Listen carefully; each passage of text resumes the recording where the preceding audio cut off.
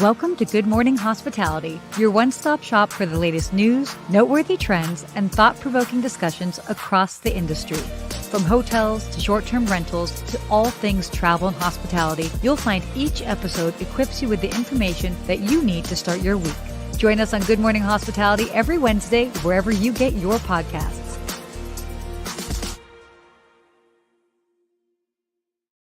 And a very good morning. Good morning, Sarah. Oh, you know what I realized last week? Last week, I feel was like the first time in a while where like we had that early morning energy. And so I'm making had to bring it. Point. I had to bring it. And again today. So a very good morning or afternoon or evening, wherever you may be in the world. Hello. Yes, we love it. Last week, we got a lot of interaction, a lot of you giving us and engaging with our show. We loved it. So if you're watching now, let us know where you're watching from. We'd love to see where you're watching from. We got Lou. Good morning.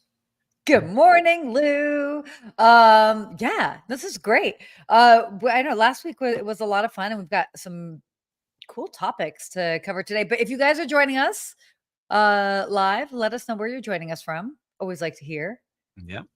I mean, and talking about going places, look, you're already influencing people in my family. So yes. My brother just booked a trip. I won't say the exact dates, but to the southernmost hotel in Key West. And you just had your new video come out yesterday. I did. That is awesome. That makes me so happy to hear. Because like, you know, it's hard to necessarily see or track who ends up booking what. I did actually have a friend of mine say, hey, I want to book that hotel. And so I'm like, oh my gosh, yay. So and there's my brother. He's actually watching. There you go. Oh my God. I love directed it. by David Turk. He's there. Don't worry. Nobody said the date. We'll go backstage and we'll let you know when he's going there. Maybe you can pull some strings from. Ooh, I'd be happy to. I think I might be able to do a little something. But I loved it. Great videos. Very cool what you're doing. I love what you're doing with Mr. Melchiori over there. Yeah. We watched it, my whole fam. So my kids and myself, we watched it, and they're like, that's your friend Sarah at the hotel. You're like, that's Sarah. My God. Hilarious. Yep. Ooh. We got Lori asking quick routine secrets, tips for the incredible morning energy. For me, it is a Biscayne coffee. You can buy it online at biscaynecoffee.com. Hey, Jeremy's here. Lori, if I told you what I did in the morning, you would judge me. I do a handstand. I do some push-ups. Like, you know, I'm kidding. Actually, that does help. But no, I have a little energy drink, but we're not plugging anybody today. Jeremy, good to see you're here. We missed you a couple shows. Thanks for your note yesterday. Love seeing you live again. Woohoo. Yes, exactly. Well, we got a lot to cover today. Should we get into it? Yeah, let's get into it.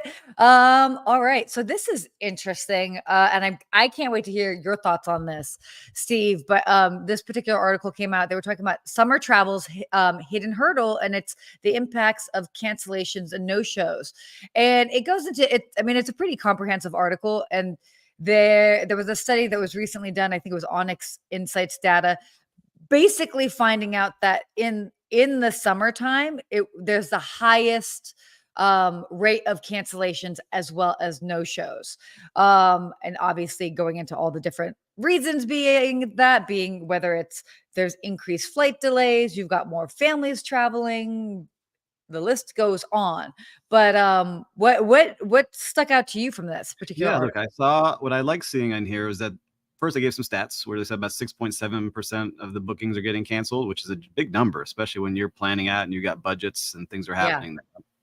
But what stood out was that it kind of made sense, right? A lot of these trips are vacations where you're going to a beach. And this is kind of like me last weekend. I wanted to head down to the Keys, but we had Debbie coming through and we didn't end up booking. I didn't cancel, but we would have been there. And if it was a flexible cancellation, I would have canceled because no one wants to go to a beach destination when it's pouring rain outside. Yep. And I had some friends doing this now where they look at the cancellation policies of hotels and vacation rentals. Yeah. They book a bunch of them. And then whatever ends up having the lowest rate, they end up canceling the other 2 or 3 and taking the lowest. Oh, wow. Interesting. That's part of it too now, people shopping for rates. And I didn't it struck me because, we also have a vacation rental company called Tangy that we manage, as I'm one of the owners of, and we see it now because we did the flexible cancellations and we get a lot of last minute cancellations. But that's part of what those platforms want, is their guests Yeah. to have that flexibility. So it's interesting to see. But when I saw a couple of my friends doing that, I was like, all right, well, this makes sense. Now I understand why we're getting these cancellations last minute. Ooh. Because they're shopping for the best rate. So I think that's part of it too, what I'm seeing on the streets here, right? Yeah. Oh, definitely. I mean, and look, on one hand, I get it if it's going to be due to, weather and extreme weather. Yeah, of course that makes Mhm. sense.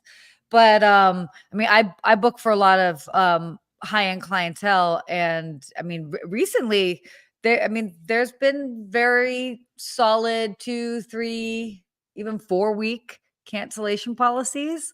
I mean, these are obviously big traffic areas. Like I've got some clients in the Hamptons, and like those are smaller properties. And Mhm. so they have like a 30-day out cancellation policy. I mean, even Napa, again, it's a very specific smaller destination. They've got a very, very strict 2-week cancellation policy up there for almost all the hotels. So, I mean, I get it. Yeah, I was thinking, what's interesting too is like the special suites, the bigger suites, you've Yeah, got much harder to cancel because those are big money numbers there, totally. right? In the thousands of dollars a Totally. night. But I think some of those last minute ones, it was interesting to see how they were doing it, because I usually book and I like want to stick to a hotel and I choose that hotel. We use our membership points, right? Yeah. When we get in there, we talk about that a lot. So interesting to see what will continue, because if it does continue at this pace, hotels adapt, right? And they will Yeah. make sure that they gain Protect their themselves. guests and protect themselves, protect the team members, because they schedule to those needs. Yeah. So it's interesting to see. Yeah, yeah. I mean, it is something I definitely think about. Like for myself, I mean, I've taken advantage of last minute cancellation policies a lot. I mean, just because like life comes up, work, this, that, whatever.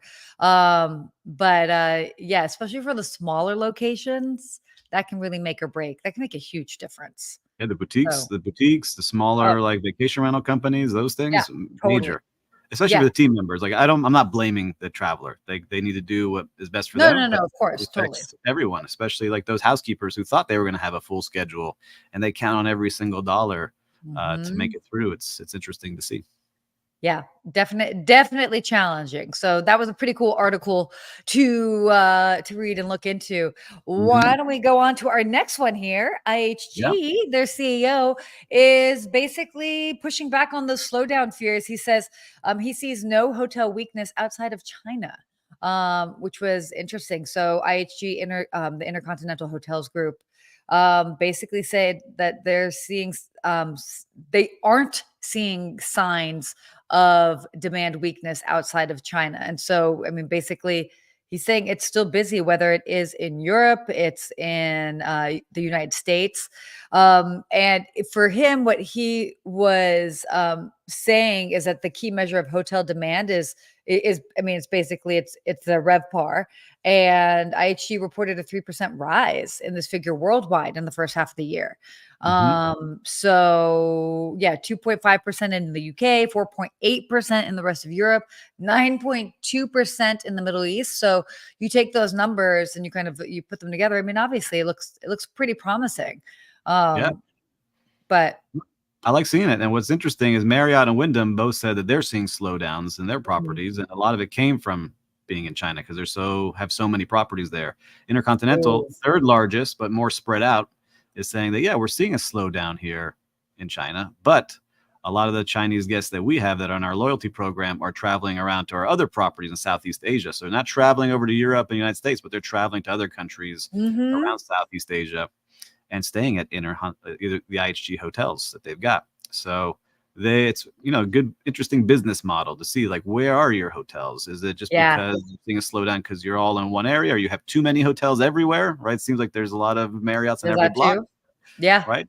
Or is it, the right locations, the right properties? IHG is a little bit more, I'm not going to say they're more selective, but they have fewer properties and they're in True. usually bigger cities. So interesting to see. Yeah, all of those stats and facts go into. By the way, how busy? Speaking of just like big cities, what's the vibe like in Miami? Is it crazy, bustling, like summertime vibes for you guys right now? Summertime, a lot of summer vacations everywhere. There's still a lot of people on the streets, but traffic is definitely way down. And that's how I can gauge, like when I head to the beach, how much traffic am I going to be sitting in back and Yeah, forth? And so we don't yeah, have any major events here in the summer, yeah, right? I saw someone say this, Miami in the summer is like going to Minnesota in the winter, right? It's kind of like yeah. this is our winter time. It's so extreme heat and hot, which I like. I embrace the Yeah, sweat. I you embrace it. this is what we do. Uh, but it is definitely not as packed, and you can see it in the hotel room rates. So these beautiful hotels that you would normally be paying $800 a night, you can get some really good hotel rates right now for like 200, 250. And I look at it all the Interesting. time. My brother mentioning, so Miami Spice is a big program here in Miami. So all the Okay, restaurants are a little bit slower. So got all it. of the restaurants get together and Yeah, create a yeah. fixed menu. $35 for dinner at Yes. some of the Italian places is awesome. Steve, you're Keep it glowing, going. not sweating. Look at this. Okay. I got my facial cream on. It's my humidity. I get it Oh my going God, I here. can't. I can't. Oh my God. Gotta hydrate. Gotta Yeah, you hydrate. do. Yeah, you do. So no, it's interesting because we actually had our restaurant week in Los Angeles, the middle of July. Uh, but it's interesting because I definitely feel like what is normally a very busy, bustling time for LA, it's not quite as busy as and I've talked to car rental companies. I see it in the hotels, I see it in the restaurants. So it's not quite as busy as like what it normally is. Like normally in the summertime, it's like a zoo here. I mean, I Mhm. remember people would wait like 5 people deep at the concierge line to talk to me to like plan whatever they were doing. I can tell you And what is pumping right now is the cruise mm, ships. Those cruise oh, yeah, ships they that are are. going out of the port, packed. They're packed. I Yeah, was just looking, oh, let me get a last minute deal like yeah, the hotels. Ain't no last minute deals. Everything is very expensive. this is And true. it is interesting to see because now we have these mega ships coming in. Like we have now Yeah. the biggest ship in the world that docks here, and they come to port, and you see them come into downtown Miami and spend their money and all these tourists. So it's cool to see that when they're here. That is wild. Yeah. I mean, Mhm. I mean, hey, that's where we are. Yep. So just always interesting to see like how like the pulse of things, especially in the summertime. Um, Well, okay, 2 weeks ago, we all heard, some of us experienced firsthand about that CrowdStrike outage that impacted this basically this global IT meltdown. And especially when it comes to airlines, a lot of most of the major airlines struggled, certainly within the United States, but the one that really seemed to struggle the most was Delta. And which just seems unusual just because Delta seems to be pretty buttoned up, Yeah, you're a but Delta fangirl, like right I here. Your am. airline I'm Delta Diamond, fell shine apart. bright like a diamond. Okay. Uh, wow, I didn't warm up this morning. Um, Let's get your special water and tea with honey. or ever. Um, but basically, like now there's some drama going on between CrowdStrike and Delta Airlines that they're kind of going back and forth, basically saying that like basically Delta's trying to say it's all CrowdStrike's fault, and CrowdStrike is like, well, like maybe at the beginning, but you guys are the ones that took longer to get back up and running. So, Mhm. mm, Yeah, um, like, I like seeing this. It's a little, the corporate drama, but CrowdStrike yeah, collapsed, like, the whole world, so I'm yeah, sure they they're did gonna get investigated for whatever they got going on, for right? sure. Everybody's That that will coming at happen, them. but Delta now is feeling the pressure because they didn't get back up and running fast as the other airlines, and my favorite Yeah, part of this is CrowdStrike is blaming Delta, saying, "Well, we offered to help, but no one responded to our email." And I'm saying, "Well, maybe CrowdStrike's, email blocker blocked that email. They said they didn't get that email or that request, but I'll bet they're like, you're going to help us? Like, you just crashed everything. We'll take care of it from here." And they just couldn't get it up fast enough. this is And their just system fell wild. apart. So they're saying that Delta lost $500 million just in those couple of days that they were Oh, I down. believe it. A gigantic number. I believe it. I mean, that's huge. But again, anybody that was in it, I I mean, Mike, I have a friend of mine it took 4 days to get from Boston all the way back to Las Vegas. That's 4 days is a very long time. That's crazy. And I still think people are recovering, because my business partner went to Chicago and just couldn't get back. It was like cancellation, and they had to fly them to another place, and they didn't have a pilot that they couldn't get them, so they fly a pilot from Miami to that airport to fly them back. Like some crazy things that are still rippling through. There's a little bit of that going on for sure, because even last week, I was flying back from Pennsylvania, but I feel like that was a little bit of something different because they actually had to like stop the flights in Atlanta just because they had a VIP rolling through. But still, like, I mean, I'm flying next week. Curious to see how that will report be. back. Yeah, I know. Sarah alive on the plane. Here we are, live from Delta. Here's what I'm saying.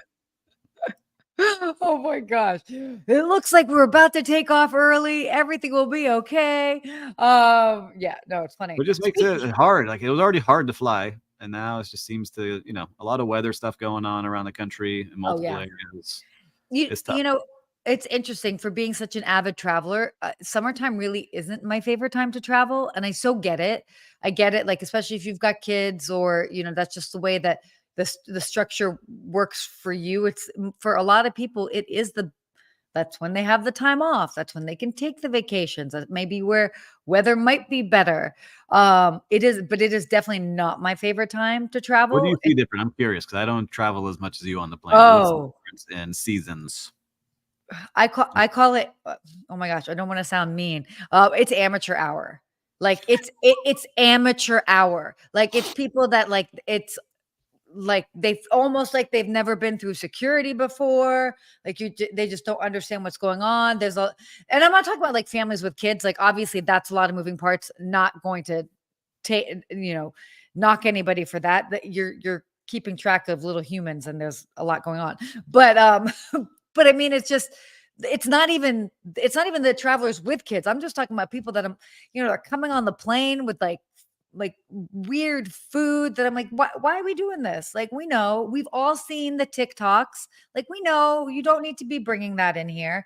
They get on the plane, then they're trying to switch seats like it's musical chairs. Like it's messy, and okay, this kills me. Okay, tell me what you think. Oh my God, I'm gonna get heated. I was getting off the plane last week, and I had my bag up above, and I was sharing, obviously, the overhead bin space with somebody else. Somebody else and it was one behind where I was sitting because I was like in the bulkhead area. So the person opens it up, they get their bag, they see 2 bags are still left in the overhead bin space, and then they close it. I'm like, bro, what do you like? One thing, if it's full, you close it because you're leaving and you're going to take off. We are all getting off this plane. Somebody else has to come back and open it to get the. Yeah. Why? It's stuff like that. It's my God. What I don't ever understand, I don't fly as much as you, is why everyone's rushing to get off the plane and stand in the aisle and like block you from getting off the plane. No, it's dumb. It's crazy to me. I don't understand all of this. And they just stand up for 10 minutes because they know they can't get off, but they're still waiting for. Anyhow, we're complaining. Yeah. We're complaining too much. We're venting to everybody. No. Well, no one wants to hear us vent about the planes. I'm just saying. Don't. Just be warned when you travel in the summer. At least I don't have a folding stroller anymore and car seats I have to deal with. That was crazy. Oh my gosh, I can only imagine. But I mean, look, you've got. I mean, there's like. It was stressful. I had people behind me, and I'm a good traveler. I was like, let me break this stroller down. I gotta get this car seat through here, and these kids are screaming, and I just want to get to the plane. No, traveling with kids is no joke. Like, that I definitely. I commend anybody that does that, because I feel like travel is so important for kids, and it is very hard to do. So I'm always very lenient when it comes to that type of. I mean, I'm just saying. No, but it is important. And not everybody's child is the same, and some travel better than others, and for a multitude of reasons. But I'm always like, it's good that they're out there and they're traveling. So, but the other people, okay, keep your Panda Express off the plane. Yeah, that's true. Lou, I don't know if you could do that. That might be going straight to jail. Oh, wait, renting a kid so you can get on first? Wait, I don't think it works that way. I'll let you babysit. Okay, oh my God, I'll let you babysit. Okay, so speaking of, we've been talking about these flights and all of that now. We're even still seeing ripple effects. Another article came out that said the best airports for early mornings and late night flights. You The wanna worst share made some me of those? laugh. Yeah. What? So best airports for early morning flights. Let's do the top 3. Yeah. Top 3. Cleveland Hopkins International Airport was the number 1 best airport to leave from in the morning. Then Kansas City International and Southwest Florida International Airport, which I don't know where. I guess that's in Naples area, but I like that they sell coffee for 79 cents there, and they've got little studies of why you should fly from everyone. Yeah. But are you seeing those as the best? Because you travel all the time. Have you landed or flown from any of those? I've never flown into any one of those airports. Now the worst for early morning flights was just made me sweat a little bit more is Miami International Airport. 31.6% delayed flights. Maybe that's why I don't like flying, because every time I go it's delayed and something's happening. So this stat helps me understand that it is the worst to leave from. Then it's followed by Salt Lake City and Hartsfield Jackson International Airport in Atlanta. So, yeah. I mean, and by the way, when we're talking about delayed flights, like they're saying like the average delay is 7 minutes or 6 minutes, that still can I don't know. Yeah. So then this is what's also interesting is the best airports for late night flights. So generally speaking, I'm always like try and get out early if you can. Because you just have a higher chance of making it to your final destination, but sometimes you have to leave later in the day for whether you had to work that day, you couldn't get out, whether you have to take a red eye, all of that. But the interesting best airports for late night flights, Atlanta Airport. So as far as like the least number of delays, Detroit, by the way, both Atlanta and Detroit are Delta hubs. and then also Salt Lake City as well too. Also another a lot of Delta flights that fly through that. But worst airports for late night flights, the Cincinnati airport. Interesting. I've been to that airport before. I could see that would not be fun. San Antonio and then Boston.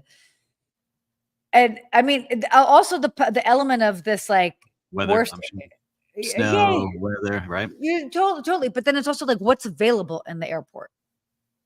Like when they start shutting down early, and you're like, cool, it's just me and my friends. Nobody. No friends. Yeah, at least Miami, you got a lot of bars and restaurants and shopping, so you could go do that in Miami. But yeah. You don't want to do that first thing in the morning. No. It's definitely challenging. That's for sure. But let us know. Do you guys have a favorite airport that you like to fly out of? Do you have do you like to fly out first thing in the morning? Do you like to fly out later in the day? Do you just go when you can? When I was still working in hotels, I flew any airline I could that just made the most sense. And I just went like as soon as I could realistically outside of my work shifts. Like that's what dictated things. So I mean, I get that.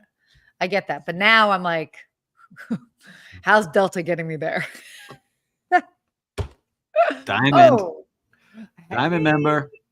When you're treated like for loyalty, you get used to it.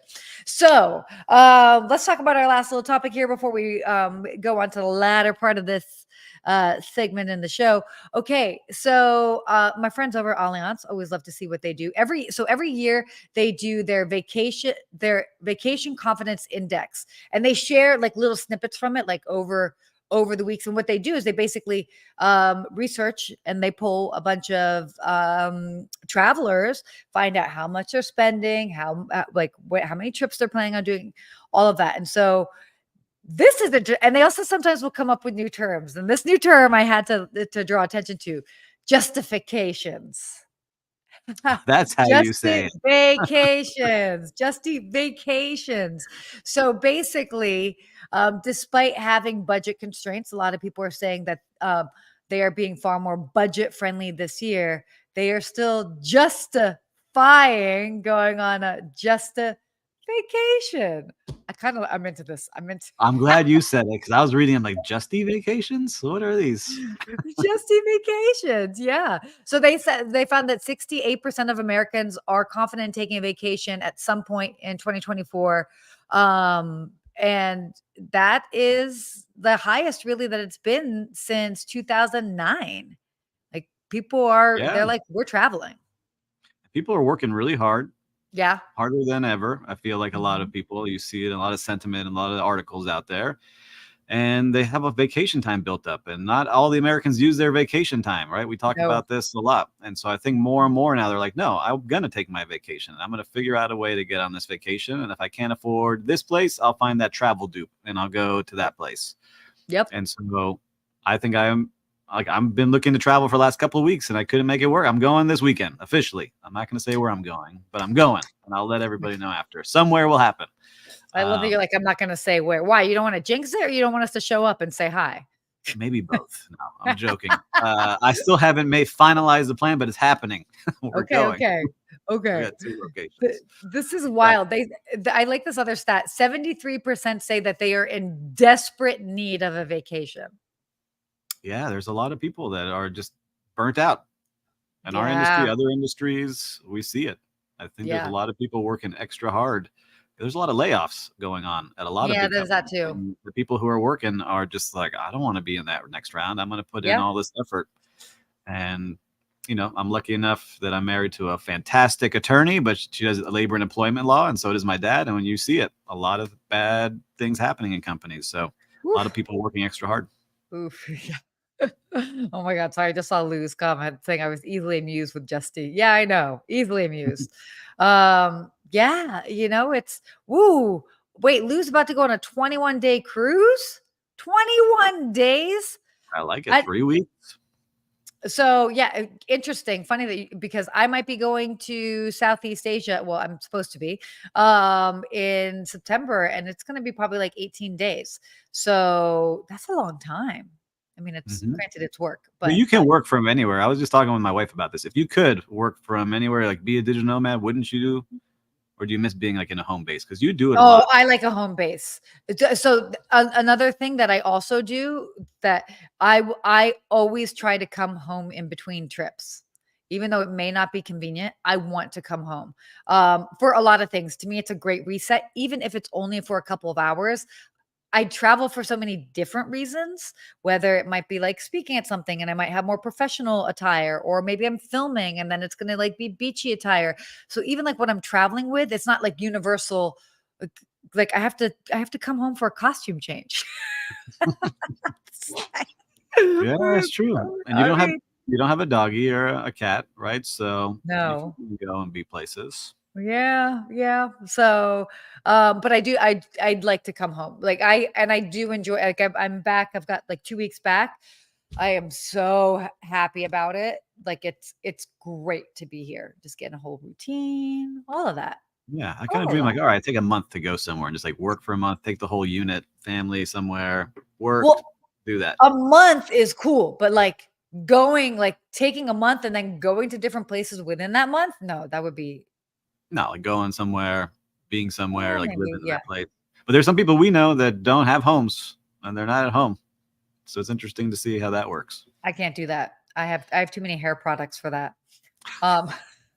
Kidding, but not. All right. So on that note, why don't we go into our vacations? I like how you said it. Now I got it. It's locked in. Vacations. Exactly. Okay. Let's go ahead and talk about our real-time recap. What have you seen out there in the streets of hospitality? I've been in the streets. I've been working on a project, and this is more just something I want to give a shout out to. Okay. Room service and mini bar.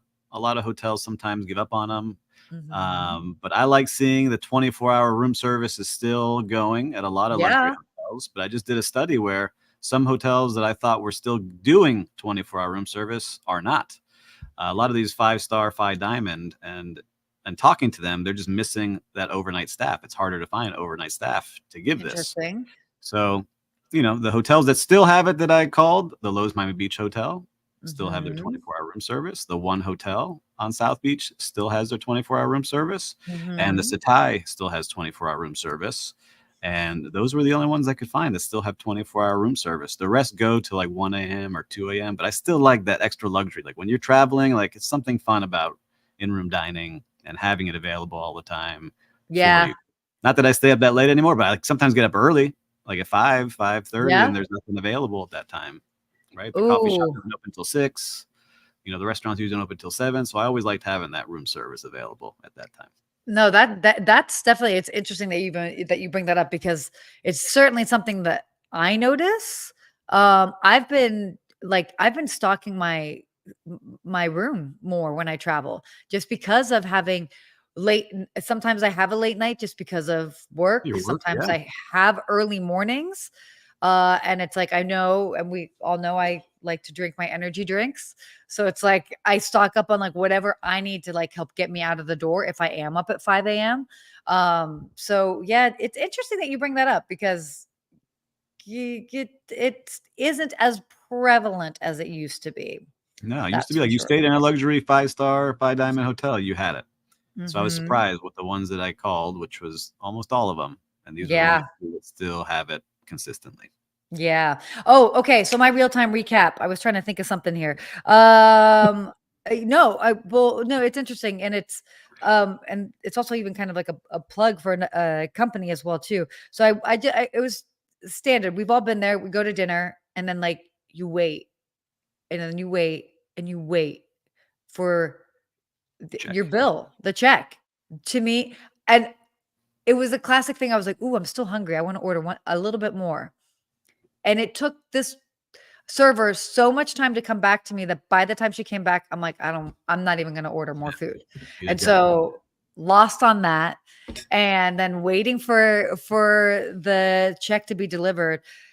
Man, it's so frustrating. So keep that in mind. Like if you've got restaurants in your property like that, they have to be on top of it. Like you can't, I get it. Like some people want to not really be bothered, or they want to like dine at a leisurely pace, but like you also have to check in with individuals. So I don't know. But there is a company, my friends over at Zoomy, that are working to kind of provide a solution for that kind of have like automatic billing, which I'm sure we'll be seeing more on. So yeah. I like that. Piqued your interest there. But yeah. So yeah, that can ruin a great meal. You could have the best meal ever, and then you have to wait 15, 20 minutes, and then you're just like, all right, I'm ready to go, man. We have some stuff to do up here. I went out on Saturday night, which I don't normally do, and went just into casual sushi place, and it took forever. I also went to the Chateau Marmont, and that, man, that it is fancy, but it's so cool because I know like the right people, and it can just like stroll in. It's kind of nice to be. Like, I've never been. I gotta go over to your side of the country. Yeah, you do. Yeah, you do. We'll make something happen. All right, why don't we go to our hospitality quote? Let's do it. Lori, recap energy drinks and handstands. I'm sorry, I just saw that. That's hilarious. Yes, Lori, you've learned well. Energy drinks and handstands. By the way, I can't do handstands, but I can do pull-ups and push-ups. So I should have probably led with that. We'll keep going. Have you been watching the Olympics before we get into this quote? Yeah. I have to say, my favorite part of the Olympics is Snoop Dogg. Represent LA. Love. What the Snoop Dogg is like, he's the mascot we didn't know we needed. Yes, for sure. I love it. I loved him and Martha Stewart. That's my favorite combo. I could watch their reality TV show. They're going to like, you see them at the fancy restaurant and her trying to get him to eat escargot. Yes. I like that. It was very funny. I know. They've got some fun. It was her birthday while she was there. So yeah, no, it's been interesting. Have you been watching? I have. We watch we try to watch it live, but my kids are into it now. It's their first Olympics that they really get to see and remember. So it's cool to see them watching it for the first time. Whoever's doing, I feel like in general, they're having more fun with like the social side of things, like the social recaps. It's fun to see all the Olympic stuff. So that's kind of neat. Keep watching. But now they're eating croissants because they've been watching Paris. So we got croissants from Trader Joe's. And then we were like, we need better croissants. So we went to a local bakery and they're eating croissants while they watch the Olympics. So it's pretty cool. Love. Okay. Anyhow. Now we're our hospitality quote. Sorry, guys. Sorry. But everybody's got to get to work and we got to get on track here. Okay. You want to go ahead and read that? Absolutely. Is this the quote here on the screen, or is it the one here? Our full humanity is contingent on our hospitality. We can be complete only when we are giving something away. When we sit at the table and pass the peas to the person next to us, we see that the person in a whole new way. By Alice Waters. Yeah, I love that idea. Sorry, that was a long quote, but basically it's this reminder that, you know, it's like when we're actually like breaking bread with somebody, like you see the humanity, and that it's it doesn't matter what our differences are or anything. It just and we're sharing when we're kind of like that's why they say sharing is caring. That's why we teach kids. Well, I mean, you can chime in more on this than me, but this is why we teach kids to share, because it's like in that act of sharing, you see the real humanity with people. Yeah, listen, I think that when I've sat down with people from all over the world, I think hotels gives this more than anywhere at hospitality. You work with so many people of different backgrounds. Totally. And I was exposed to so many things at a young age that I was never exposed to. And it changed my mindset because you live in your little bubble. And when you get exposed, you're like, wow, everyone's just cool. Everyone just wants to live and be kind for the most part and have a good life. And just because they have a different point of view doesn't mean that I can't have a meal with them and converse. No. And so I love Oh, that. I love yeah. this little quote and what it means. I do too. It's a good reminder. The hospitality is it brings us back to the human side of things. So we are very special that we get to work in that industry in one way or another. Yep. I think it was a good show. We gave a lot today. We're over by 6 minutes, so we definitely enjoyed being on here today. Totally did. Totally did. This was awesome. So I mean, more to come next week. Always thank you guys. Oh, I love Lou said this. This is actually nice. Travel so revealing to know people. It really is. And for the good and the bad. Man, maybe not so good.